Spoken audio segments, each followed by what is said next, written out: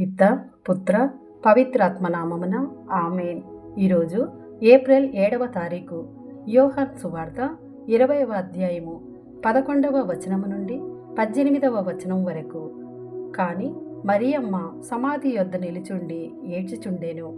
అట్లు ఏడ్చుచు ఆమె వంగి సమాధిలోనికి తొంగి చూడగా ఇద్దరు దేవదూతలు తెల్లని వస్త్రములు ధరించి కాళ్ల వైపున ఒకరు తల వైపున ఒకరు యేసు భౌతిక దేహమును ఉంచిన చోట కూర్చుండి ఉండిరి. అమ్మా, ఎందుకు నీవు ఏడ్చుచున్నావు అని వారు అడిగిరి.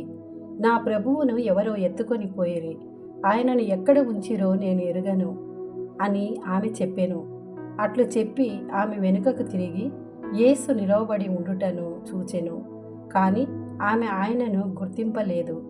యేసు ఆమెతో, అమ్మా, నీవు ఎందుకు ఏడ్చుచున్నావు? నీవు ఎవరిని వెతుకుచున్నావు అనెను. ఆమె ఆయనను తోటమాలి అని భావించి, అయ్యా, నీవు ఆయనను తీసుకొని వెళ్ళిన ఎడల ఆయనను ఎక్కడ ఉంచితివో చెప్పుము, నేను వెళ్ళి తీసుకొని పోయేదను అనెను. మరియమ్మ అని యేసు పలికెను. ఆమె ఆయన వంక తిరిగి హిబ్రూ భాషలో రబ్బూని అని పిలిచెను, అనగా బోధకుడా అని అర్థము. యేసు ఆమెతో, నన్ను ముట్టుకొనవద్దు, నేను ఇంకను తండ్రి యొద్దకు ఆరోహణమై పోలేదు.